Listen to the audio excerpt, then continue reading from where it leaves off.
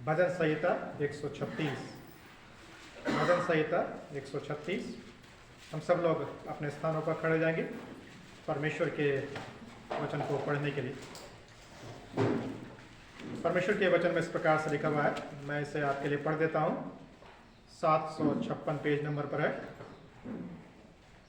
यहोवा का धन्यवाद करो क्योंकि वह भला है और उसकी करुणा सदा की है। जो ईश्वरों का परमेश्वर है उसका धन्यवाद करो, उसकी करुणा सदा की है। जो प्रभुओं का प्रभु है उसका धन्यवाद करो, उसकी करुणा सदा की है। उसको छोड़कर कोई बड़े बड़े आश्चर्यकर्म नहीं करता, उसकी करुणा सदा की है। उसने अपनी बुद्धि से आकाश बनाया, उसकी करुणा सदा की है। उसने पृथ्वी को जल के ऊपर फैलाया है, उसकी करुणा सदा की है। उसने बड़ी बड़ी ज्योतियां बनाई, उसकी करुणा सदा की है। दिन पर प्रभुता करने के लिए सूर्य को बनाया, उसकी करुणा सदा की है। और रात पर प्रभुता करने के लिए चंद्रमा और तारागण को बनाया, उसकी करुणा सदा की है। उसने मिस्रियों के पैलौठों को मारा, उसकी करुणा सदा की है। और उनके बीच से इजराइलियों को निकाला, उसकी करुणा सदा की है। बलवंत हाथ और बढ़ाई हुई भुजा से निकाल लाया, उसकी करुणा सदा की है। उसने लाल समुद्र को खंड खंड कर दिया, उसकी करुणा सदा की है। और इज़राइल को उसके बीच से पार कर दिया, उसकी करुणा सदा की है। और फिरौन की सेना समेत लाल समुद्र में डाल दिया, उसकी करुणा सदा की है। वह अपनी प्रजा को जंगल में ले चला, उसकी करुणा सदा की है। उसने बड़े बड़े राजा मारे, उसकी करुणा सदा की है। उसने प्रतापी राजाओं को भी मारा, उसकी करुणा सदा की है। एमोरियों के राजा सीहोन को, उसकी करुणा सदा की है। और बाशान के राजा ओग को घात किया, उसकी करुणा सदा की है। और उनके देश को भाग होने के लिए उसकी करुणा सदा की है। अपने दास इजराइलियों का भाग होने के लिए दे दिया, उसकी करुणा सदा की है। उसने हमारी दुर्दशा में हमारी सुधि ली, उसकी करुणा सदा की है। और हमको शत्रुओं से छुड़ाया है, उसकी करुणा सदा की है। वह सब प्राणियों को आहार देता है, उसकी करुणा सदा की है। स्वर्ग के परमेश्वर का धन्यवाद करो, उसकी करुणा सदा की है। आप अपने स्थानों पर बैठ सकते हैं। परमेश्वर अपने वचन के पढ़े और सुने जाने पर हम सबको बहुत आय से आशीष प्रदान करें। आइए हम परमेश्वर से प्रार्थना करें। परमेश्वर पिता, हम धन्यवाद करते हैं कि आपका वचन हम सबके जीवनों से बातचीत करता है।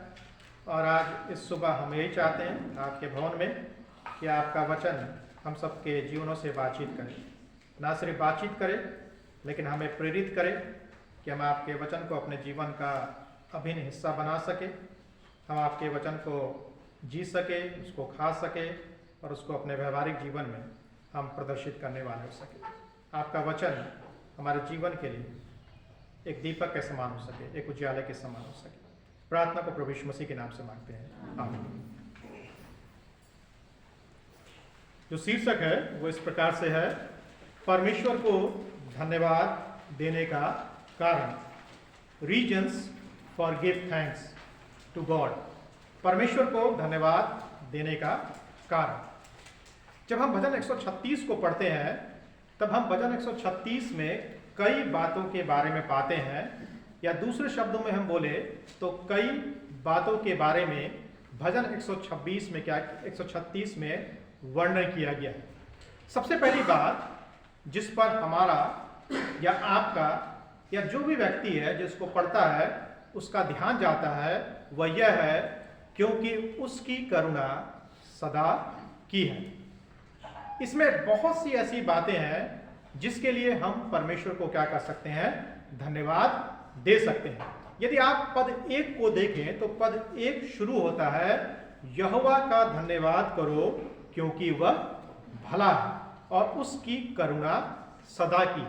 ये जो सेंटेंस है या ये जो वाक्यांश है पूरी बाइबल में सबसे प्रसिद्ध वाक्यांशों में से एक है। इस वाक्यांश को, इस सेंटेंस को हम सबसे पहली बार बाइबल के इतिहास में पहला इतिहास 16 अध्याय के 34 पद में देखते हैं। जब राजा दाऊद वाचा के संदूक को यरूशलेम लेकर के आ रहा था, तब वहां पर उन्होंने गीत गाया परमेश्वर की स्तुति किया, परमेश्वर को धन्यवाद दिया, और 34 पद में लिखा हुआ है यहोवा का धन्यवाद करो क्योंकि वह भला है और उसकी करुणा सदा की है। इसी वाक्यांश को भजन संहिता 100 अध्याय के या भजन संहिता 100 के अंतिम पद में हम पाते हैं, जहां यह लिखा हुआ है धन्यवाद करते हुए उसके फाटकों से प्रवेश करो क्योंकि यहोवा भला है और उसकी करुणा सदा की है। उसी समय से, यानी कि पुराने नियम में काफी पहले से ही इस बात को या इस वाक्यांश को, क्योंकि उसकी करुणा सदा की है, बार बार बाइबल के इतिहास में उपयोग किया गया है और भजनों में भी इसका क्या किया गया है, उपयोग किया गया है। यदि हम दूसरा इतिहास 5 अध्याय के 13 पद की बात करें तो वहां पर लिखा हुआ है कि जब मंदिर का निर्माण पूरा हो गया तब याजकों ने बाहर आकर इस बात की घोषणा की उसकी करुणा सदा की है। और जैसे ही उन्होंने बोला उसकी करुणा सदा की है, परमेश्वर का तेज मंदिर में इतना भर गया कि परमेश्वर के जो याजक लोग थे वो परमेश्वर की सेवा टहल करने के लिए वहां पर खड़े नहीं हो सके। और इसी वाक्यांश को या इसी सेंटेंस को भजन संहिता 136 के प्रत्येक पद में बार बार दोहराया गया है। परमेश्वर के अनुग्रह के कारण या परमेश्वर का वो अनुग्रह जो वह हमारे जीवन में करता है, उस कारण से हमारे पास बहुत सारी ऐसी बातें हैं जिसके लिए हम परमेश्वर को क्या कर सकते हैं, धन्यवाद दे सकते हैं। यदि हम पहले 3 पदों को देखें तो पहले 3 पदों में एक चीज बार बार आया है, वो है उसका धन्यवाद करो। तीनों पदों में इस बात को बोला गया है उसका धन्यवाद करो, और इस भजन के अंतिम भाग में भी या अंतिम पद में भी इस बात को बताया गया है उसका धन्यवाद करो। यानी कि पहले 3 पद में भी इस बात को बताया गया है उसका धन्यवाद करो, और अंतिम पद में भी इस बात को बताया गया है उसका धन्यवाद करो। दूसरे शब्दों में यह संपूर्ण भजन धन्यवाद का क्या है, भजन है, जिसमें हम परमेश्वर की करुणा के बारे में, परमेश्वर की दया के बारे में, परमेश्वर की भलाइयों के बारे में, परमेश्वर के प्रबंधों के बारे में हम क्या करते हैं, देखते हैं। धन्यवाद करना सबसे कठिन काम है। धन्यवाद करना सबसे कठिन काम, चाहे हम मानवीय रूप में बोले या हम आत्मिक रूप से उसको बोले। यदि हमें किसी मनुष्य को धन्यवाद देना है तब भी हम उस व्यक्ति को धन्यवाद नहीं देते हैं, और यदि हमको परमेश्वर को धन्यवाद देना है तब भी हम परमेश्वर को धन्यवाद नहीं देते। ये मानवीय जीवन की एक सच्ची बात है जिसमें परमेश्वर के लोग भी और वे लोग जो परमेश्वर पर विश्वास नहीं करते हैं, हमारे और आपके जीवन की वास्तविकता है कि हम धन्यवाद लोगों को नहीं देते, लोगों को भी नहीं देते और हम परमेश्वर को भी नहीं देते। हमारे लिए आसान क्या है? हमारे लिए आसान ये है मांगना। परमेश्वर से मांगना सबसे आसान काम है हमारे लिए। परमेश्वर को धन्यवाद देना सबसे कठिन काम है, परमेश्वर से मांगना सबसे आसान काम। जब हम सुबह उठते हैं, जब हम रोज की अपनी प्रार्थना करते हैं, तो आप देखिए कि हम कितना धन्यवाद परमेश्वर को देते हैं और कितना ज्यादा हम परमेश्वर से मांगते हैं। मांगने की जो सूची है, ये जो मांगने का लिस्ट है, वो कभी भी समाप्त नहीं होता। हर दिन हमारी प्रार्थना में नई नई चीजें जुड़ती आती हैं जो परमेश्वर से मांगने से संबंधित है। परमेश्वर मांगने के खिलाफ नहीं, लेकिन परमेश्वर ये चाहता है कि जिस वस्तु को परमेश्वर ने दिया है उसके लिए तो आप धन्यवाद दे नहीं रहे हैं, और उसके बदले आप एक दूसरी चीज की फरमाइश कर रहे हैं, डिमांड कर रहे हैं। फरमाइश नहीं, परमेश्वर से आप डिमांड कर रहे हैं, परमेश्वर ये चीज मुझको चाहिए। परमेश्वर ने जो पिछली आशीष आपको दिया उसके लिए तो आपने परमेश्वर को धन्यवाद नहीं दिया। बिना धन्यवाद दिए आप परमेश्वर से क्या कर रहे हैं, मांग कर रहे हैं। भजनकार हमको क्या सिखा है कि परमेश्वर को धन्यवाद देने के हमारे पास बहुत सारे कारण हो सकते हैं, बहुत सारे कारण हो सकते हैं। जो पहला कारण है 1 से 4 पद में मिलता है, परमेश्वर जो है उसके लिए उसका धन्यवाद करें, फॉर हु ही इज। यानी कि परमेश्वर जो है उसके लिए उसका धन्यवाद करें। प्रश्न यह उठता है, परमेश्वर क्या है? जिसके लिए हमें उसका धन्यवाद करना है। परमेश्वर क्या है जिसके लिए हमें उसका धन्यवाद करना है? तो भयंकर क्या बोलता है? क्योंकि वो भला है और उसकी करुणा सदा की है। तो परमेश्वर क्या है? परमेश्वर दयालु है, परमेश्वर भला है, उसकी करुणा सदा की है। उसके लिए हमको परमेश्वर को क्या करना है? धन्यवाद देना। 1 से 4 पद में लिखा हुआ है, यहोवा का धन्यवाद करो क्योंकि वह भला है और उसकी करुणा सदा की है। जो ईश्वरों का परमेश्वर है, लिखा हुआ है जो ईश्वरों का भी क्या है? परमेश्वर है, उसका धन्यवाद करो। 3 पद में लिखा जो प्रभुओं का प्रभु है उसका धन्यवाद करो। और 4 पद में लिखा हुआ है उसको छोड़ कोई बड़े बड़े आश्चर्य कर्म नहीं करता। तो आपको पता चल गया कि परमेश्वर क्या है जिसके लिए हमें उसका क्या करना है? धन्यवाद करना है। तो परमेश्वर को धन्यवाद देने का कारण यह नहीं होना चाहिए कि उसने हमारे जीवन में क्या किया है। परमेश्वर को हमको इसलिए धन्यवाद नहीं देना है कि उसने हमको गाड़ी दिया है, ये नहीं बोला कि धन्यवाद नहीं देना। लेकिन आपको समझना है, परमेश्वर ये नहीं बोल रहा कि आप गाड़ी के लिए धन्यवाद दे, अच्छे स्वास्थ्य के लिए धन्यवाद दे, एग्जामिनेशन में पास हो गए उसके लिए धन्यवाद दे, या आपकी कोई गंभीर बीमारी थी आप ठीक हो गए उसके लिए धन्यवाद दे। परमेश्वर चाहता है कि आप धन्यवाद दे इसके लिए, लेकिन उससे बढ़ करके परमेश्वर जो है उसके लिए उसको धन्यवाद देना।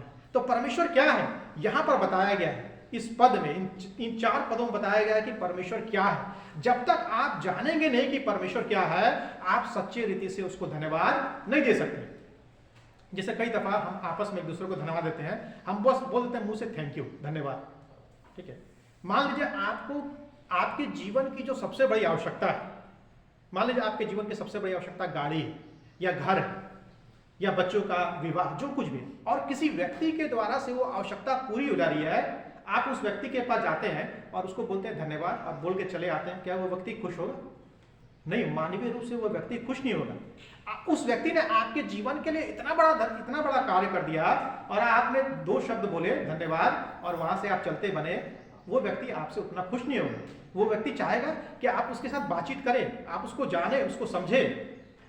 ठीक वैसे ही परमेश्वर के साथ भी, जब तक आप परमेश्वर को जानेंगे नहीं, परमेश्वर को समझेंगे नहीं, परमेश्वर को अपने जीवन में अनुभव नहीं करेंगे, आप उसका धन्यवाद कभी भी नहीं कर सकते। आप सिर्फ मुंह से धन्यवाद करेंगे, आप हृदय से परमेश्वर का धन्यवाद कभी भी नहीं करेंगे। परमेश्वर चाहता है कि हृदय से हम उसका धन्यवाद करें।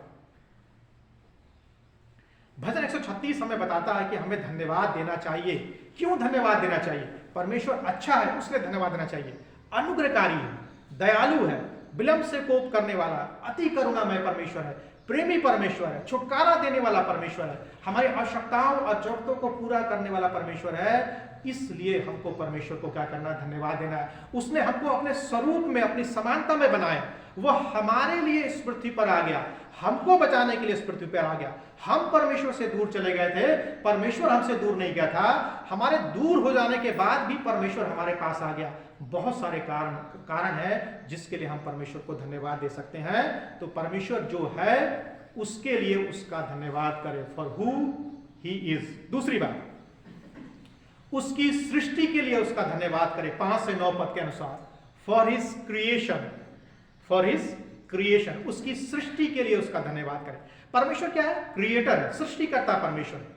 यदि आप देखें 5 से 9 पद में क्या लिखा हुआ है? उसने पृथ्वी को जल के ऊपर फैलाया। क्या आपको मालूम है कि पृथ्वी जो है जल में से निकाली गई, जल से बनाई गई, ठीक है। आपको पता नहीं होगा, बहुत सारे लोग, जो पृथ्वी है वो जल से निकाली गई है, जल से बनाई गई है।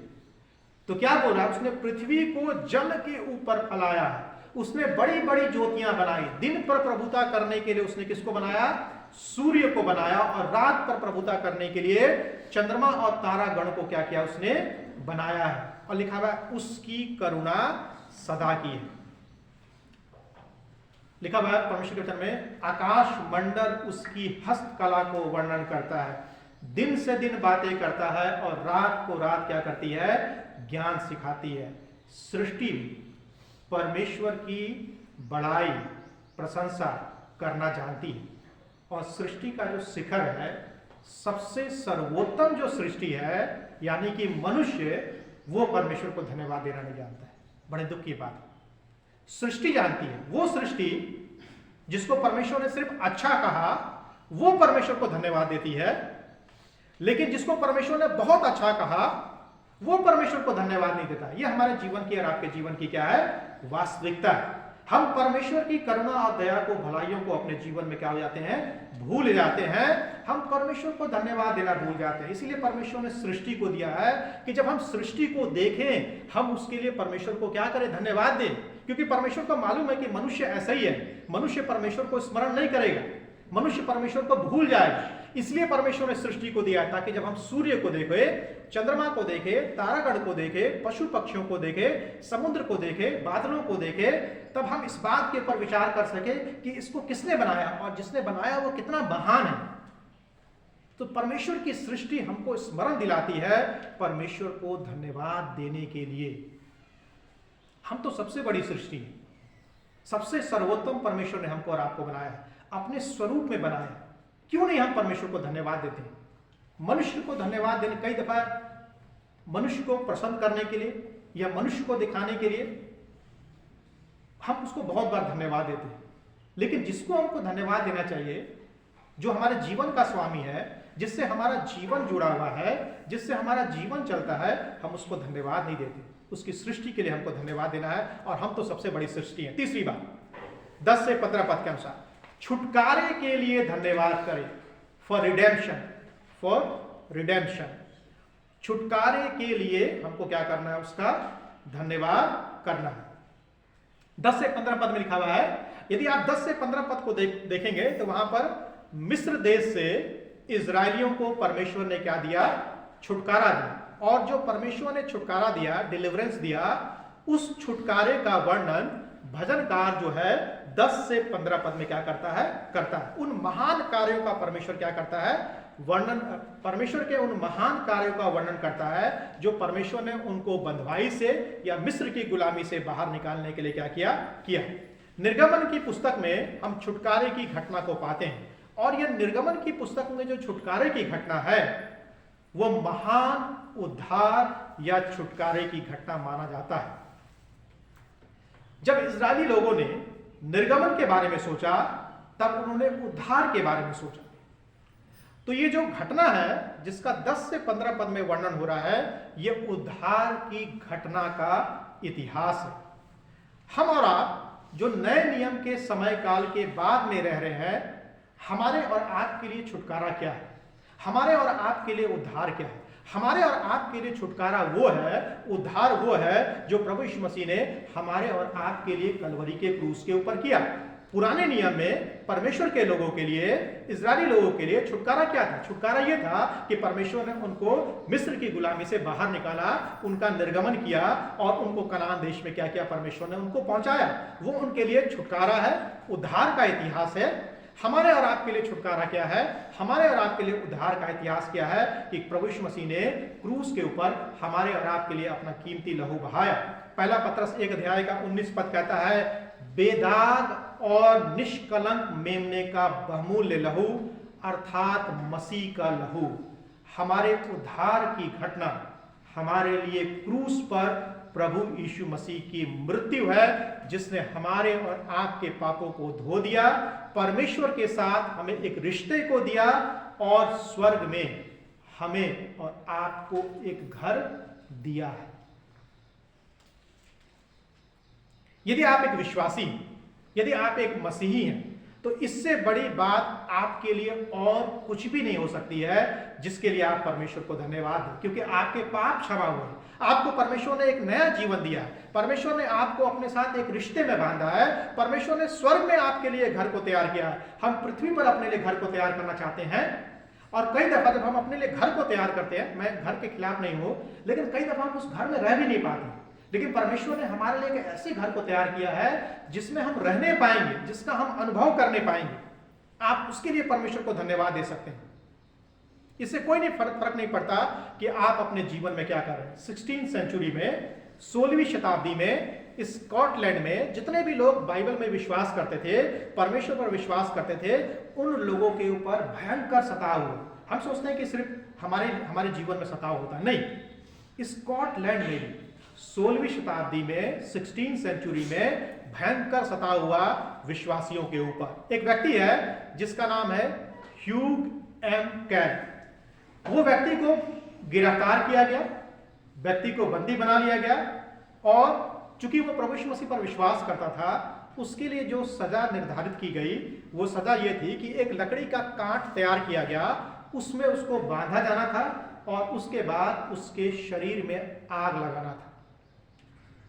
उस जगह पर पहुंचने के लिए सीढ़ी बनी हुई थी, सीढ़ी पर चल करके उस व्यक्ति को जाना था। जब वो सीढ़ी पर चलना शुरू हुआ वहां पर जाने के लिए, तो उसके जितने भी मित्र थे, दोस्त थे, समर्थक थे, परिवार के लोग थे, सब चिल्लाने लगे, सब रोने लगे, क्योंकि अब वो कुछ देर में उसका जीवन क्या हो जाना था, समाप्त हो जाना था। लेकिन वो पीछे मुड़ता है, अपने मित्रों से, अपने परिवार वालों से इस बात को बोलता है, मित्रों, साथियों, परिवार के लोग, डरो मत। इस सीढ़ी का हर एक कदम मुझे स्वर्ग में लेकर के जा रहा है। एम कैल जानता था कि यहां इस पृथ्वी पर उसके साथ कुछ भी हो जाए, यहां तक कि उस लकड़ी के ऊपर उसको जिंदा भी जला दिया जाए, लेकिन वो कहां जा रहा था? स्वर्ग जा रहा था। उसे यीशु मसीह के द्वारा क्या कर दिया गया था? छुटकारा दिला दिया गया था। कई दफा हम सोचते हैं कि छुटकारा जो है, इसका यह मतलब है कि यदि हम बीमार हुए और हमारी बीमारी ठीक हो गई तो हमको परमेश्वर ने छुटकारा दे दिया। नहीं, यदि हम बीमार हैं और हमारी बीमारी ठीक नहीं हो रही है, तब भी परमेश्वर ने हमको छुटकारा दिया है। यदि हम सुसमाचार के कारण से हमारे प्राणों को ले लिया गया है, तब भी परमेश्वर ने हमको छुटकारा दिया है। यदि परमेश्वर ने हमें एक अच्छी मौत दी है, तब भी परमेश्वर ने हमको छुटकारा दिया है। यदि हम परमेश्वर के कार्य के लिए शहीद हो गए हैं, तब भी हमको परमेश्वर ने छुटकारा दिया है। हम में से कोई भी ऐसा नहीं चाहेगा कि हमारे और आपके साथ ऐसा हो जैसा इस व्यक्ति के साथ, जिसका नाम एम कैल था, जिसके साथ हुआ था। हम कभी भी ऐसा कल्पना नहीं करेंगे कि हमारे और आपके जीवन में इस प्रकार की घटना घटे।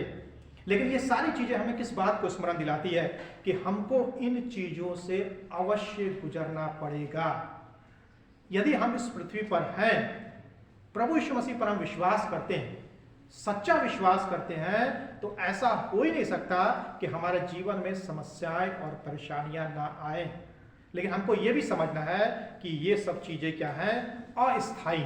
ये चीजें जल्दी से समाप्त हो जाएंगी। आपके जीवन का सबसे बुरा दिन भी एक दिन समाप्त हो जाएगा। आपके खिलाफ कुछ भी हो रहा है वो भी समाप्त हो जाएगा। आपके पास परमेश्वर को धन्यवाद देने के लिए बहुत कुछ है। प्रभु यीशु मसीह ने आपके जीवन में सबसे बड़ा कार्य किया, छुटकारे का कार्य किया। क्रूस के ऊपर पाप से छुटकारा देने का कार्य किया, मृत्यु से, शैतान से छुटकारा देने का कार्य किया। इसके लिए आप परमेश्वर को धन्यवाद दे सकते हैं। चौथी बात, 16 पद के अनुसार, जीवन में आने वाले परीक्षणों के लिए उसका धन्यवाद करें। फॉर ट्रायल्स, जीवन में आने वाले परीक्षणों के लिए उसका धन्यवाद करें। यानी कि जीवन में जो ट्रायल्स और टेम्पटेशन आते हैं, उसके लिए भी हमको परमेश्वर को धन्यवाद देना। लिखा हुआ है 16 पद में, वह अपनी प्रजा को जंगल में ले चला, उसकी करुणा सदा की है। ठीक है, भजनकार क्या बोल रहा है? बड़ी अजीब सी बात बोल रहा है। भजनकार क्या बोल रहा है कि परमेश्वर हमको जंगल में ले चला, इसलिए हम उसको क्या करें? धन्यवाद दें। हमारा होते थे क्या बोलते? परमेश्वर जंगल से बाहर निकाला, आपका बड़ा बड़ा धन्यवाद हो। नहीं तो जंगल में मेरा तो दम घुट रहा था, मच्छर काट रहे थे, गुड नाइट भी नहीं था, मक्खी बना रहे थे, रैकेट नहीं था कि मक्खी को मारूं, ठीक है, छिपकली थी, डर लगा था। बड़ा धन्यवाद हो परमेश्वर कि आपने जंगल से हमको क्या कर दिया? बाहर निकाल दिया। अब भजनकार क्या बोल रहे? हमारा बोलते तो भजनकार को क्या बोलते हैं? भैया तुम्हारा दिमाग खराब हो गया क्या? हम जंगल से निकालने के लिए धन्यवाद दे रहे और तुम बोल रहे हो जंगल में परमेश्वर तेरे धन्यवाद हो। क्या हम और आप ऐसा आसानी से बोल सकते हैं? आपके जीवन, यदि आप अपने जीवन की किसी भी परिस्थिति में, समझ लीजिए कि एक प्रकार से आप जंगल में, तो क्या आप जब उस परिस्थिति में है और वो परिस्थिति आपको ऐसा महसूस हो रहा है कि आप जंगल में हैं, क्या आप उसके लिए परमेश्वर को धन्यवाद दे सकते हैं? आसान नहीं है परमेश्वर को धन्यवाद देना। हम में से कोई नहीं चाहेगा कि यदि हमारे पास भोजन नहीं है, यदि हमारे पास वस्त्र नहीं है, हमारे पास घर नहीं है, हम बीमारी में पड़े हुए हैं, हमारे परिवार का कोई सदस्य मर गया है और हम जंगल जैसी परिस्थिति में हैं, हम उसके लिए परमेश्वर को क्या करें? धन्यवाद दें। हम में से बहुत ही कम लोग होंगे जो उस परिस्थिति के लिए परमेश्वर को क्या करेंगे? धन्यवाद देंगे। लेकिन यहां भजनकार क्या बोल रहा है? जंगल में जब परमेश्वर अपने लोगों को लेकर के गया, उसके लिए धन्यवाद। हाँ, ये अलग बात थी कि परमेश्वर के लोगों ने परमेश्वर के प्रति कभी भी धन्यवाद नहीं दिया। 40 साल जंगल में रहे, 40 साल सिर्फ परमेश्वर पर उन्होंने कुड़कुड़ाया। कभी पानी के लिए कुड़कुड़ाया, कभी मीट के लिए कुड़कुड़ाया, कभी भोजन के लिए कुड़कुड़ाया, कभी वस्त्र के लिए कुड़कुड़ाया, कभी ना कभी हमेशा कुड़कुड़ाते रहे। पर 40 साल तक सिर्फ और सिर्फ कुड़कुड़ाते रहे। और इजरायलियों का जो सबसे बड़े पाप था वो था कुड़कुड़ाना। भूल गए, जंगल में वो भूल गए, सिर्फ अपने परिस्थितियों के कारण से वो परमेश्वर के ऊपर कुड़कुड़ा रहे थे। लेकिन वो भूल गए कि जंगल में परमेश्वर ने उनके लिए 40 साल तक पानी का प्रबंध किया। भूल गए कि परमेश्वर हर रोज उनको मन्ना खिलाता था। भूल गए कि परमेश्वर ने उनको बटेरे खिलाई थी। वो भूल गए कि परमेश्वर रात में बादल के खंबे के रूप में, आग के खंबे के रूप में और दिन में बादल के खंबे के रूप में उनकी अगुवाई करता था। वे भूल गए कि परमेश्वर ने उनको लाल समुद्र से बाहर निकाला था। वे भूल गए कि परमेश्वर ने उनके वस्त्रों को पुराना होने नहीं दिया। हम लोग ब्रांडेड कपड़े खरीदते हैं, जिनके पास पैसे हैं, पीटर इंग्लैंड के कपड़े, एलन सोली के कपड़े, ठीक है, ऐसे ऐसे कपड़े खरीदते हैं जिनके दाम 2000 है, 3000, 4000। क्या वो कपड़े हमेशा रहेंगे? ठीक है, आप धूप में डाल दीजिए, हो सकता है कि ब्रांडेड कपड़े भी उसका रंग उड़ जाए। लेकिन वचन में लिखा हुआ है कि ना तो उनके वस्त्र पुराने हुए और ना ही उनके पांव की जूतियां घिसी। ऐसा किसी कंपनी ने नहीं बनाया, लेकिन परमेश्वर ने ऐसा होने दिया। इजरायलियों के वस्त्र पुराने, 40 साल तक वस्त्र पुरानी नहीं, 40 साल, और वस्त्र और उनके पांव की जूतियां भी क्या हुई? नहीं घिसी। हमको धन्यवाद देना सीखना है। जीवन की कितनी भी कठिन परिस्थिति में क्यों ना हो, हमको परमेश्वर को धन्यवाद देना क्या करना है? सीखना है। जब हम अच्छी परिस्थिति में तब भी परमेश्वर को धन्यवाद देना है, और जब हम जंगल जैसी परिस्थिति में है, यानी कि कठिन परिस्थिति में है, तब भी हमको परमेश्वर को धन्यवाद देना। पांचवी बात, 17 से 22 पद के अनुसार, विजय या जीत के लिए उसका धन्यवाद करें। फॉर विक्ट्री, जीत या विजय के लिए हमको उसका क्या करना है? धन्यवाद करना। 17 से 22 पद में हम कुछ जीत के बारे में, विजय के बारे में हम पढ़ते हैं, जिन्हें परमेश्वर ने इजरायली लोगों को क्या किया था? दिया था। परमेश्वर उनको क्या स्मरण दिला रहा है कि उन विजय को तुम अपने जीवन में स्मरण करो जो परमेश्वर ने तुमको क्या करा है? दिलाया है। परमेश्वर ने हमको और आपको कौन कौन से विजय को प्रदान किया? परमेश्वर ने इजरायलियों को कौन कौन से विजय प्रदान किया? बाशान के राजा से उनको बचाया, एमोरियों के राजा से उनको बचाया, और अन्य राजाओं से परमेश्वर ने उनकी क्या करी? सुरक्षा और हिफाजत करी। हम 17 से 22 पद में पढ़ते हैं, हमारे जीवन में परमेश्वर ने किस प्रकार के जीत को दिया है? परमेश्वर ने हमको नया जीवन दिया। पहले हम पुराने जीवन में थे, हमको परमेश्वर ने क्या दिया? नया जीवन दिया। पहले हमारी पहचान संसार के साथ थी, शैतान के साथ थी हमारी पहचान। परमेश्वर ने हमको क्या दिया? नई पहचान दिया। पहले हम अनंत मृत्यु के अधीन में थे, परमेश्वर ने हमको क्या दे दिया? अनंत जीवन दे दिया। हमारे पास पापों की क्षमा नहीं थी, परमेश्वर ने हमको पापों की क्षमा को प्रदान किया। हम पापों में जकड़े हुए थे, परमेश्वर ने हमको पापों से मुक्ति दिया। हम मृत्यु के बंधन में फंसे हुए थे, परमेश्वर ने हमको मृत्यु के बंधन से क्या किया? आजाद किया। हम अंधकार और शैतान इनके चुंगल में फंसे हुए थे, परमेश्वर ने इनसे हमको क्या किया? मुक्ति को प्रदान किया। यानी कि परमेश्वर ने हमारे जीवन में विजय को प्रदान किया, जीत को प्रदान किया। कब? जब हमने प्रभु यीशु मसीह को जाना, प्रभु यीशु मसीह को अपने जीवन में क्या किया? ग्रहण किया। तो जो भी जीत या जो भी विजय परमेश्वर ने हमको और आपको हमारे जीवन में प्रदान करी है, उसके लिए हमको परमेश्वर को धन्यवाद देना है। हमारा जीवन पापों में फंसा हुआ था, मृत्यु के वश में थे, अंधकार के वश में थे, शैतान के वश में थे। हमारे जीवन के लिए कोई आशा नहीं थी, हम निराशाओं में डूबे हुए थे। लेकिन परमेश्वर ने उन सब से हमको बाहर निकाला और उन सब के ऊपर परमेश्वर ने हमको विजय को क्या किया है? प्रदान किया है। उसके लिए हमको परमेश्वर को क्या करना है? धन्यवाद देना। अंतिम बात, 23 से 26 पद के अनुसार, उसकी देखभाल के लिए उसका धन्यवाद करें।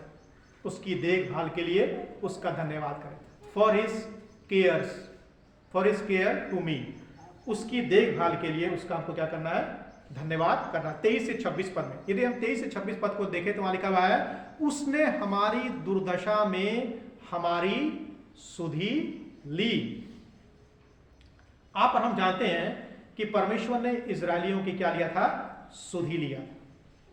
जब वो मिस्र में थे तब भी परमेश्वर ने इजरायलियों की सुधि लिया, जंगल में भी परमेश्वर ने इजरायलियों की सुधि लिया, और जब वे कनान देश में पहुंच गए तब भी परमेश्वर ने उनकी सुधि ली। इवन जब वो बाबुल की बंधुआई में थे, अशूर की बंधुआई में थे, फारस की बंधुआई में थे, तब भी परमेश्वर ने उनकी क्या किया?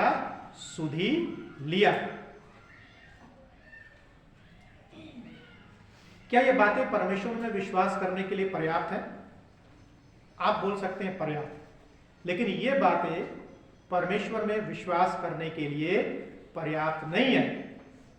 ये जानना और ये विश्वास करना भी पर्याप्त नहीं है कि यीशु मसीह हम पापियों के लिए क्रूस पर मरा, संसार में आया। ये विश्वास करना भी पर्याप्त नहीं है कि परमेश्वर हमसे बहुत प्रेम करता है। मालूम क्यों? ये तो शैतान भी करता है, शैतान भी जानता है। शैतान भी जानता है कि यीशु मसीह पापियों के लिए क्रूस पर मरा। शैतान भी जानता है कि परमेश्वर अपने लोगों से प्रेम करता है। सब कुछ शैतान जानता है। तो इतना पर्याप्त नहीं। ये सब जानना हमारे और आपके लिए क्या है? पर्याप्त नहीं है। पर्याप्त क्या? पर्याप्त ये है, महत्वपूर्ण ये है, अपने पापों का अंगीकार करना। सबसे महत्वपूर्ण ये है। जो मैंने आपको बताई वो महत्वपूर्ण है, लेकिन उससे ज्यादा महत्वपूर्ण यह है अपने पापों का अंगीकार करना और प्रभु यीशु मसीह को अपने जीवन का स्वामी बनाना, इसको व्यक्तिगत बनाना है। जब तक आप परमेश्वर के वचन को, प्रभु यीशु मसीह को, उसकी प्रतिज्ञाओं को, उसके छुटकारे को, उसके उद्धार के कार्य को व्यक्तिगत नहीं बनाएंगे, तब तक आप परमेश्वर का धन्यवाद नहीं दे पाएंगे।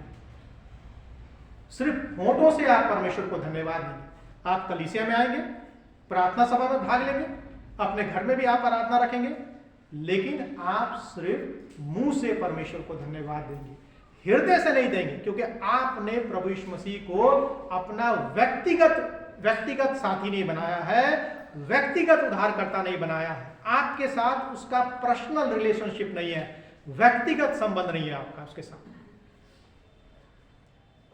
उसकी देखभाल के लिए हमको धन्यवाद देना। कौन सी देखभाल की बात कर रहा है? लिखा रहा दुर्दशा की बात कर रहा है। हमारा और आपका जीवन भी दुर्दशा में पड़ा हुआ था पाप के कारण से।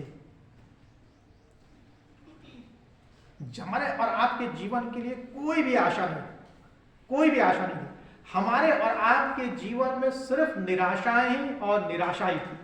आशा नाम की कोई भी चीज नहीं थी हमारे और आपके जीवन में। हमारे और आपके जीवन में आशाओं का संचार तब हुआ जब हमने प्रभु यीशु मसीह पर विश्वास करना शुरू किया, या आप जब प्रभु यीशु मसीह पर विश्वास करना शुरू करेंगे तब आपके जीवन में आशाओं का संचार होगा। इस काम को प्रभु यीशु मसीह ने कलवरी के ऊपर कर दिया। वो आपकी देखभाल करना चाहता है, वो आपको आपकी सारी दुर्दशाओं से निकालना चाहता है। हम क्या सोचते हैं? हम परमेश्वर हमको बीमारी की दुर्दशा से निकाले, आर्थिक समस्या की दुर्दशा से निकाले, हमारे जीवन में जो परेशानियां हैं उस दुर्दशा से हमको परमेश्वर निकाले। हमारे जीवन की सबसे बड़ी दुर्दशा यह है कि हम पाप के वश में थे। उस दुर्दशा से परमेश्वर हमको निकालना चाहता है। और हम किस दुर्दशा से निकलना चाहते हैं? अपने जीवन की समस्याओं वाली दुर्दशा से निकलना चाहते हैं। मैं ये नहीं बोल रहा हूं कि परमेश्वर जीवन में जो समस्या है उस दुर्दशा से आपको नहीं निकालना चाहता, लेकिन जो सबसे बड़ी दुर्दशा है उसको पहचानना है। आपके और हमारे जीवन की जो सबसे बड़ी समस्या है वो है पाप की समस्या। उस दुर्दशा से परमेश्वर आपको निकालना चाहता है, और उसके लिए आपको परमेश्वर को व्यक्तिगत बनाना होगा। व्यक्तिगत संबंध उसके साथ अपने आप को क्या करना पड़ेगा? स्थापित करना होगा। 6 बातों को हमने देखा जो हमने इस भजन में समझने का प्रयास किया कि हमको हमारे पास क्या क्या कारण है जिसके लिए हम परमेश्वर को धन्यवाद दे सकते हैं। हमने पहला कारण देखा कि परमेश्वर जो है उसके लिए हमको परमेश्वर को क्या करना है, धन्यवाद देना है। परमेश्वर सृष्टिकर्ता परमेश्वर है, उसकी सृष्टि के लिए हमको परमेश्वर को धन्यवाद देना है। जो छुटकारा परमेश्वर ने हमारे और आपके जीवन में दिया है उसके लिए हमको परमेश्वर को धन्यवाद देना है। जिन परीक्षाओं का हम अपने जीवन में सामना करते हैं उसके लिए हमको परमेश्वर को धन्यवाद देना है। जो विजय या जीत परमेश्वर ने हमारे और आपके जीवन में प्रदान किया है उसके लिए हमको धन्यवाद देना है। और अपनी दुर्दशा के लिए हमको परमेश्वर को क्या करना है, धन्यवाद देना है। भजन 136 धन्यवाद के साथ शुरू होता है और धन्यवाद के साथ ही समाप्त होता है। प्रभु यीशु मसीह का जीवन भी धन्यवाद के साथ शुरू हुआ और धन्यवाद के साथ प्रभु यीशु मसीह का जीवन समाप्त हुआ। प्रभु यीशु मसीह ने कभी भी परमेश्वर के ऊपर कुड़कुड़ाया नहीं कि पिता तूने कहाँ मुझको भेज दिया, कहाँ स्वर्ग की महिमा में आराम से था मैं, कहाँ तूने इन पापियों के मध्य में भेज दिया, भूख लगने के लिए, प्यास लगने के लिए, नींद लगने के लिए। अच्छा खासा मैं स्वर्ग में था लेकिन तूने मुझे मनुष्य बनाकर कहाँ भेज दिया, पृथ्वी पर भेज दिया। प्रभु यीशु मसीह ने कभी भी नहीं बोला। हमारे और आपके लिए 33.5 साल वो इस पृथ्वी पर रहा। धन्यवाद के साथ उसने अपने जीवन की शुरुआत करी, धन्यवाद के साथ उसने अपने जीवन का अंत किया। उसका जीवन शुरुआत से ही कठिनाइयों से भरा हुआ था। स्वर्ग का परमेश्वर था, संसार का बनाने वाला था, कायनात का बनाने वाला था, सृष्टि को बनाने वाला था, सृष्टिकर्ता। जब इस सृष्टि में जन्म लिया तो सृष्टि के पास उसके लिए जगह नहीं थी। गौशाले में पैदा हुआ, हमारे और आपके पास। हम तो कम से कम सरकारी अस्पताल में पैदा हो जाते हैं या अच्छे अस्पतालों में पैदा हो जाते हैं, लेकिन सृष्टिकर्ता परमेश्वर के पास संसार में जगह नहीं थी। हमारे हृदय में तो छोड़ ही दीजिए, संसार में भी जगह नहीं थी। चरनी में पैदा, तब भी उसने परमेश्वर को धन्यवाद दिया। और जब क्रूस के ऊपर था तब भी उसने परमेश्वर को धन्यवाद दिया, क्योंकि परमेश्वर भला है और उसकी करुणा सदा की है। वो हमको धन्यवाद देने के बहुत सारे कारणों को देता है। एक गीत है इंग्लिश में, 10,000 रीजंस, ठीक है। हमारे पास परमेश्वर को धन्यवाद देने के 10,000 कारण हो सकते हैं, उससे ज्यादा कारण हो सकते हैं। आपने यदि स्कूल में अध्ययन किया होगा तो लिखा हुआ है कि यदि सारा आकाश कागज बन जाए, सारे पेड़ पौधे कलम बन जाए और समुद्र जो है स्याही बन जाए और मैं परमेश्वर के धन्यवाद देने को लिखना शुरू करूं, पेड़ समाप्त हो जाएंगे, आकाश कम पड़ जाएगा, समुद्र सूख जाएगा, लेकिन हम परमेश्वर का धन्यवाद कभी भी समाप्त नहीं हो। बहुत सारे कारण हैं जिसको लिए हम परमेश्वर को धन्यवाद दे सकते हैं। आइए हम अपने जीवन में परमेश्वर को धन्यवाद देना सीखें, उन कार्यों के लिए जो परमेश्वर ने हमारे और आपके जीवन में किए। परमेश्वर पिता, हम धन्यवाद देते हैं कि आप महान परमेश्वर हैं। आपके वचन में हमें इस बात को सिखाया गया, बताया गया कि आप हम मनुष्यों से कुछ नहीं चाहते, सिर्फ और सिर्फ आप ये चाहते हैं कि मनुष्य आपको धन्यवाद दे, आपके प्रति वो कृतज्ञ हो, आपके प्रति वो धन्यवादी हो उन कार्यों के लिए जो आपने कलवरी के क्रूस के ऊपर किया, और उन कार्यों के लिए जो आप हमारे व्यक्तिगत जीवन में करते हैं। होने दीजिए कि हम आपके प्रति सचमुच में धन्यवादी हो सके, और ऐसा तभी संभव होने पाएगा जब हमारा आपके साथ व्यक्तिगत संबंध होगा, व्यक्तिगत रिश्ता होगा। होने दीजिए कि हम आपके साथ व्यक्तिगत संबंधों को, व्यक्तिगत रिश्ते को स्थापित कर सके, और हम आपको होठों से नहीं हृदय से धन्यवाद दे सके उस महान कार्य के लिए जिस कार्य को पूरा करने के लिए आपने स्वर्ग की महिमा को छोड़ दिया था। हम सबको धन्यवाद देने के हमारे जीवन में बहुत सारे कारणों को उत्पन्न करें। प्रार्थना को प्रभु यीशु मसीह के नाम से मांगते हैं, आमीन।